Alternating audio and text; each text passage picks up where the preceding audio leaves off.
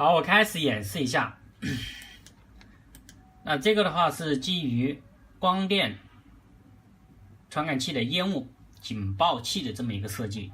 好，作品包含5伏供电、5压单面机、1602液晶显示屏、11.0592闸金正，调试下载口、复位按键，这是一个报警灯，这是蜂鸣器报警，这是 ADC0832魔术转换芯片，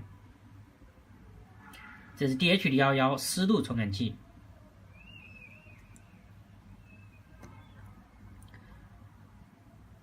然后这是温度传感器 DS18220，这是温度传感器 DS18220。那这里有3个设置按键，等一下讲。这里面有一个光电式的一个传感器，这就是 PM2.5 的一个光电式的传感器，主要是测烟雾的一个浓度。好，这边是注意一下接线顺着的啊，白色、红色这样。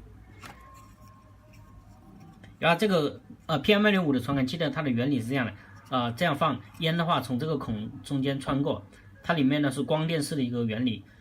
当烟雾浓度越高的时候，它的光的一个透射力越低，它的测量的一个数据就会有变化，主要是这么个原理。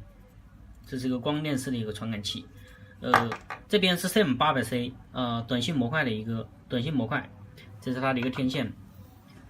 那这个的话有几个地方非常重要，非常重要3点。好，第一点，这个供电电源线是非常好的，给你的。然后另一端的话，你 USB 口的一定要插在一个支持2安的手机适配器充电头上，或者是用充电宝都可以，就是用电流足够的那种。这是第一点，供电很重要。第二点是这个天线，一定测试的时候一定要放在信号好的地方，如果信号不好的话，测试很容易失败。第3点，这个卡的话只支持移动的啊，这个卡现在只支持移动的，缺口朝这边，芯片贴近板子，芯片贴近板子这边推进去就可以，它是一个自动卡住的，缺口朝这边，芯片靠近板子推进去就可以了。好，如果你不插卡的话，上电的时候这里会一直显示 error。好，我复位一下，复位之后你可以看到这里面有个 error， 是吧 error。如果说你不插卡的话，一直是 error。只有插卡的话，检测到信号之后，注册网络成功了之后，它才会显示 OK。当显示 OK，这个时候显示 OK， 这个数据才有了，这边数据都有了，对吧？温度可以测量了，湿度可以测量了。那这边的话，我讲一下，这个是 PM2.5 的一个浓度。当你点一根香烟的时候，烟从这边穿过的时候，它的这个浓度就会变化。这个我就不演示了。这个的话，这个是测试很多次的，没有问题的。这是第一个。第二个的话，26.5的话是温度，刚才测了，温度手放在这里，温度会从这里，看到没有？这湿度传感器，我带哈下气，它湿度会变。当我哈气了之后，湿度明显变高了，对吧？70%多了。当湿度大于这个时候，大于设定的湿度的时候，这里就不会显示 WF。WF 只是一个什么意思呢？就是指就是说有火灾的一个风险，就是说有火灾的风险。WF 出现这个标志的时候，就是表示有火灾的风险，因为这个湿度低于这个设定的60是设定的，这个湿度才37%，低于设定的，所以它有这种风险。天气比较干燥。如果说测量的湿度大于这个时候，这个就会消失，刚才已经消失了，演示过了，好吧？这是一个湿度的一个检测。然后这边的话，烟雾的浓度的话，如果是大于等于100的时候，这个时候蜂鸣器就会响，然后灯会闪。这是一个，或者温度大于这个设定的温度的时候，也是一样，蜂鸣器会响，灯会闪，然后发出一条报警短信。好，这3个按键是设置什么呢？设置这个设定值的这个按键是切换要设定哪一个？这2个按键是一个往下调，一个往上调。好，我演示一下，看到没有？这个是设定那个 PM2.5 的。好，我切换一下。好，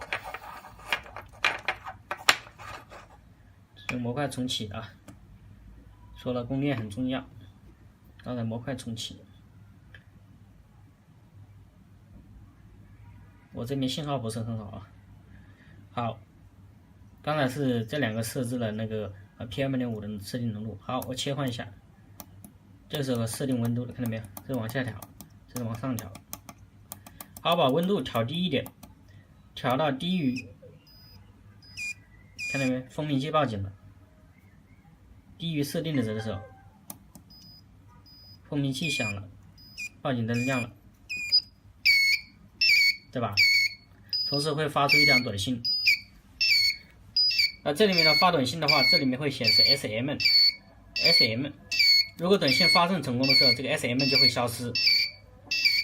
如果是在发送短信的过程中，这个灯会一直亮，蜂鸣器会一直响。当短信发送完成的时候，这个时候才会结束。这是一个报警的功能。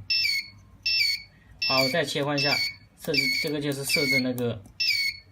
好，这个把那个温度设定值调高一点。好，我再切换一下，这个时候就设定这个湿度的，看到没有？